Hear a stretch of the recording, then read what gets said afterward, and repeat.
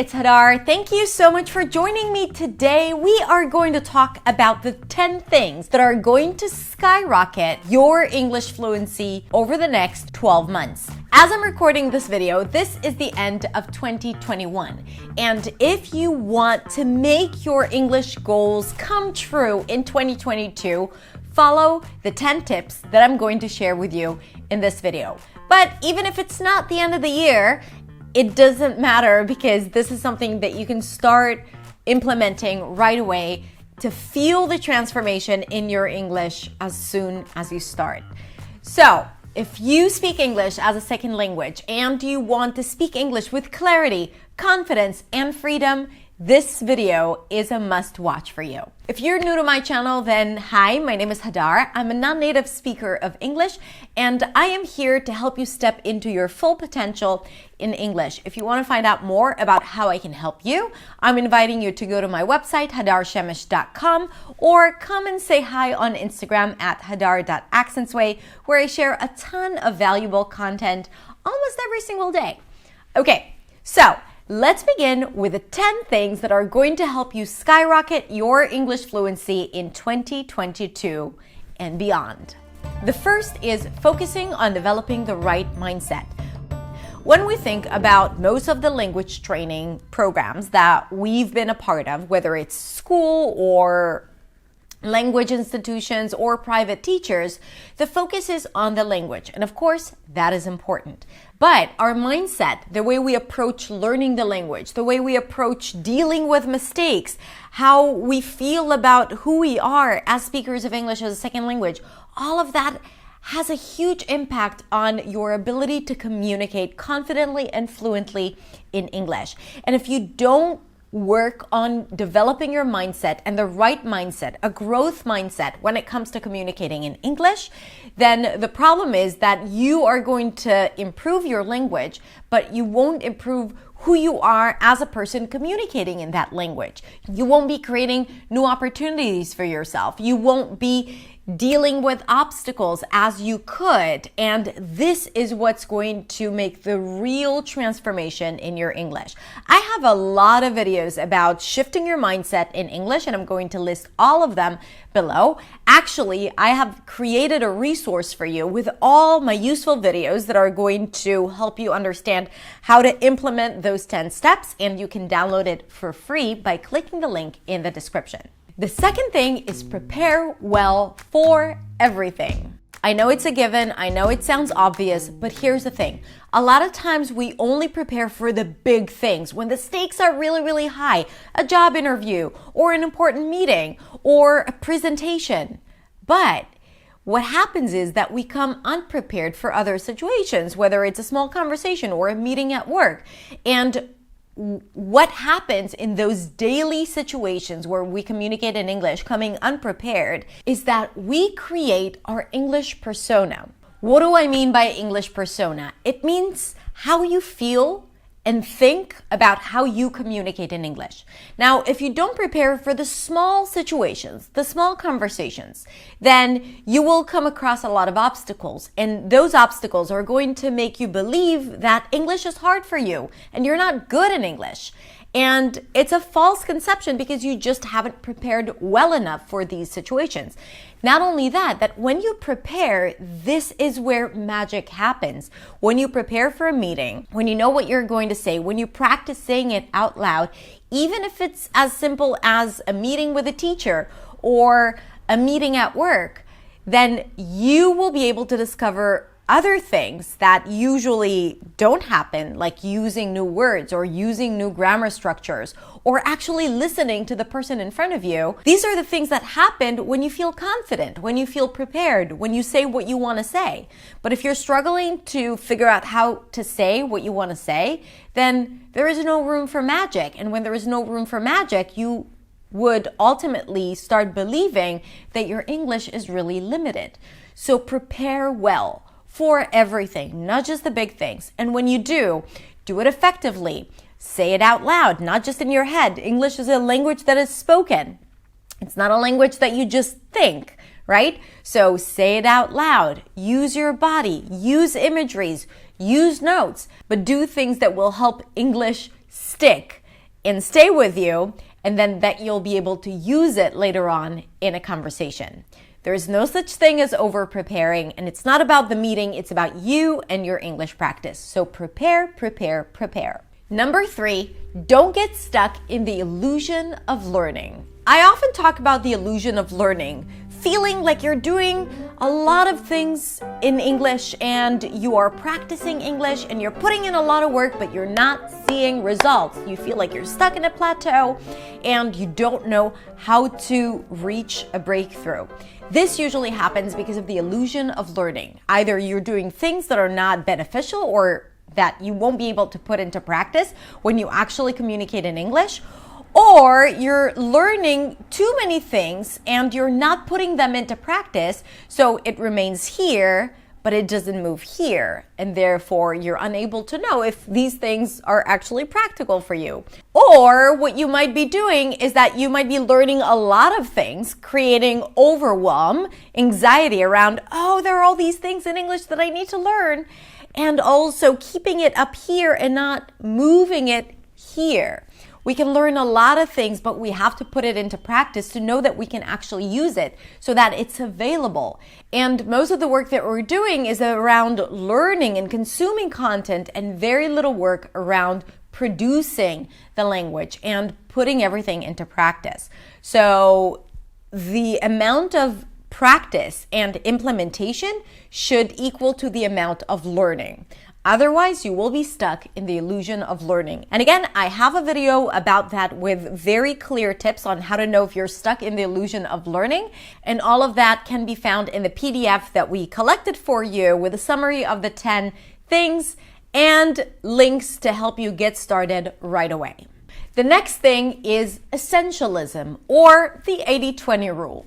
The 80-20 rule suggests that 80% of the results come from 20% of the effort. It's also called the Pareto principle because it was created by this dude called Pareto. When it comes to English, it means that to reach your goals, let's say to be fluent in English, right? That would be your 100%. To be 80% there, which is pretty impressive, like who wouldn't mind being 80% into your ultimate goal? So to get to those results, you need to invest 20% of the overall efforts of what it takes to get to the 100%. In other words, you don't have to do all the things that you think you have to do to get to where you want to be. You have to do a lot less. You have to do the things that would actually move the needle in how you communicate and think about how you communicate in English. The secret is identifying the 20%, identifying the essential elements that would get you results. Now, again, I have a lot of videos about that, which you can find all organized for you in the PDF that we have created for you. But just as an example, when it comes to vocabulary, a lot of people learn lists and lists and lists of words and business expressions and idioms that they're less likely to use on a day-to-day basis, where sometimes they get stuck looking for the most basic words, right? So focusing on learning all those fancy words is not as productive as understanding and figuring out the words that you know but you never use, and those words often get you stuck, right? So improving that is going to be a lot more effective than doing all the other things. That is the idea of the 80-20 rule, or the essentials. The fifth thing is repetition, repetition, repetition. Nothing can actually become a part of your day-to-day English if you don't repeat it many times. That's just how it is, whether it's a new word or a sound that you're learning or a new grammar form or just, a certain situation that you need to be in again and again and again and again, like introducing yourself or a casual small talk. You need to familiarize yourself with those sounds or words or situations for you to get better at it. So repetition is key. Because a lot of times people learn and then they assume that once they know it, they'll be able to use it. But you got to turn it into a habit. You got to turn it into a speaking habit. And to do that, you have to repeat it again and again and again to create new connections in your brain. And that is when you make it your own and it becomes a part of you and you own it, and you're not just like knowing it, but unable to use it frequently and spontaneously. So repetition is key no matter what it is that you're learning. Now, I developed a method called the Pronunciation Confidence Method that I often use when I do sprints or when I teach my students pronunciation and grammar and vocabulary. So I listed all the videos where I talk about building pronunciation confidence in the PDF that I've prepared for you, which you can download for free. The sixth thing is high performance practice and what you can improve by 1% every single day. Meaning, how do you practice English? Do you just do the same thing again and again and again just to check it off and say, I did it, great, let's go? Or are you trying to see what you can improve by maybe 1% or 0.5% every single day? How can you challenge yourself every day a bit more? How can you make it a bit more complicated? How can you leave your comfort zone every single day, even if it's just one step at a time? That is how you grow, and that is how you don't get into a rut of practice and then you don't see results and then you feel frustrated and then you quit. So the idea is always to keep yourself on your toes and to always challenge yourself in ways that empower you and make you feel like you're actually improving. And you have to look at your previous work and to see what you can do and how you can improve by 1% every single day. The seventh thing is learn vocabulary effectively. One of the things that most speakers of English as a second language struggle with is vocabulary. Now, vocabulary is a big word, and a lot of people don't even know how to start addressing the problem. Now, we think that we need vocabulary when we feel that we are limited in English. You know, we compare the way we communicate in our first language, and then when it comes to English, we feel like a pale version of ourselves, unable to really express how we feel and what we think. Another thing that I want to talk about when we talk about vocabulary is essentialism, or the 80-20 rule. What are the words that you really need that you will be actually using? And these are the words that actually get you stuck because you don't use them because they're not available or you don't know how to pronounce them and you're ashamed of using them. Whatever that is, identify those words and learn those words effectively. I have a method that actually works, that it might be a little slower than memorizing lists and lists of words, but it gets you to use those words immediately. So I will again link to the video where I teach you that method in the PDF that I've prepared for you. The eighth thing is learning pronunciation and prosody. Now, when it comes to fluency and communicating in English effectively, pronunciation and prosody, which is intonation, rhythm, stress, connected speech, play a significant role. Not because you need to sound different, or you need to sound native, or you need to sound non-foreign. Not because of that. And I know that sometimes you might think that if you spoke like a native, then you wouldn't have any challenges whatsoever. So to tell you the truth, that's not true. Because I myself used to have a pretty noticeable accent, and I have improved my pronunciation only until I acquired an American accent. That was a part of my journey as an actress because I wanted to apply for roles that required an American accent. So I did that back then, but that new accent that I acquired, the American accent, didn't give me the freedom that I was looking for. I was still very self-conscious. I was getting stuck often, right? So it just created this illusion of sounding like a native, but internally I wasn't as free as I am now because I have developed my mindset and I have worked on several other things. So when it comes to pronunciation and prosody, I think it plays a significant role because it gives you freedom. It gives you clarity, right? So that people understand you and you get what you want. It improves your listening skills, so that gives you more power in any conversation when you're able to understand better the people whom you're speaking with. And ultimately, understanding the intonation of English and tone of voice and what gets people to respond to you, this is a very important communication tool. And when you feel self-conscious about your pronunciation, of course, it affects your confidence and that affects your fluency. You tend to speak less, which means you get to practice less, which means you're not going to be as fluent as you want to be.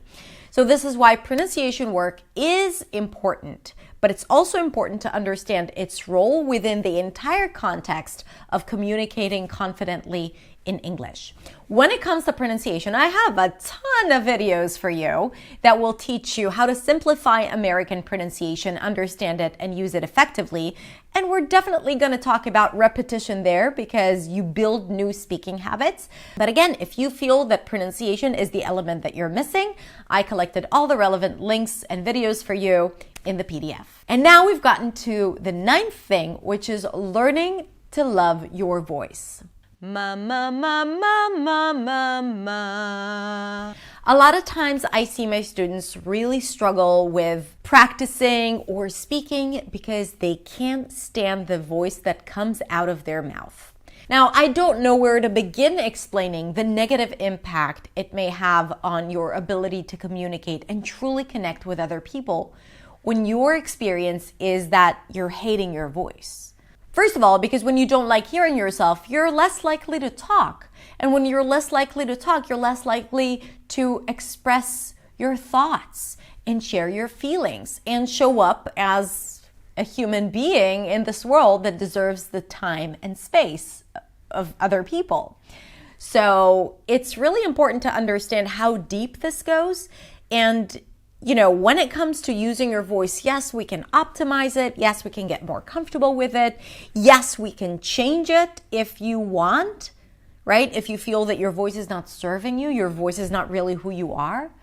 But also, if your voice in English is a little different than your voice in your native language, these are questions that you need to address and to try to think, why are you changing your voice? Are you just not comfortable using English and that affects your voice? So all of these questions definitely impact the way you communicate in English.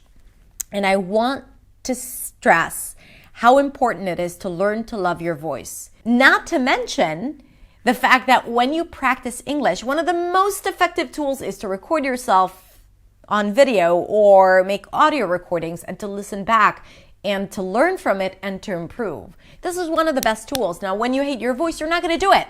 You're not going to do it because you're not going to want to hear your voice.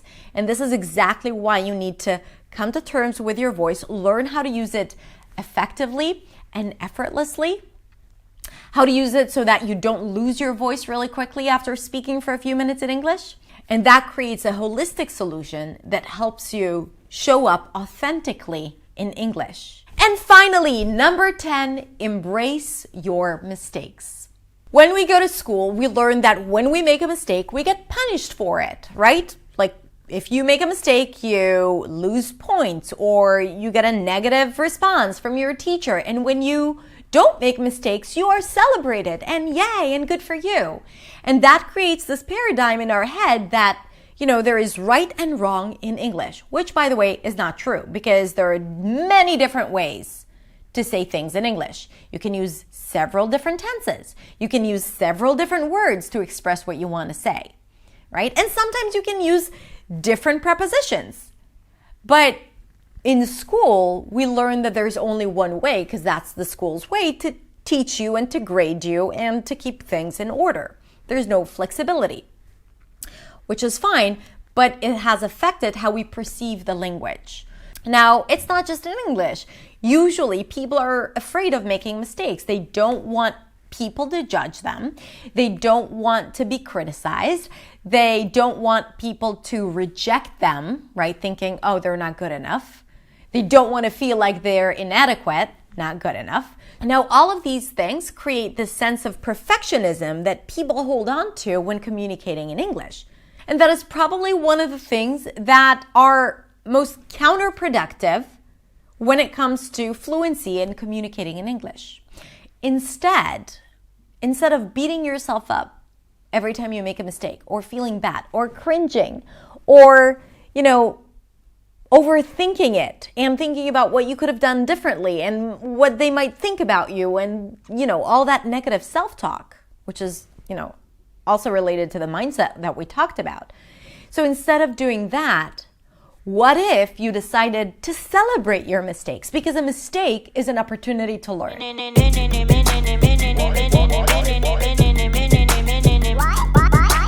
All right, that's it. Thank you so much for being here and for watching. I hope those 10 things were helpful for you. They say that when you write things down, they're a lot more likely to happen and you're more likely to do them. So let's take this opportunity and set an intention for the next 12 months. It doesn't matter if you're watching this at the end of the year or in the middle of the year. There are still 12 months ahead of you. So set your goals and intentions in the comments below. I would love to read it and see it. Thank you so much. If you want to connect with me personally, then come find me on Instagram at hadar.accentsway. Have a beautiful, beautiful week, and I'll see you next week in the next video.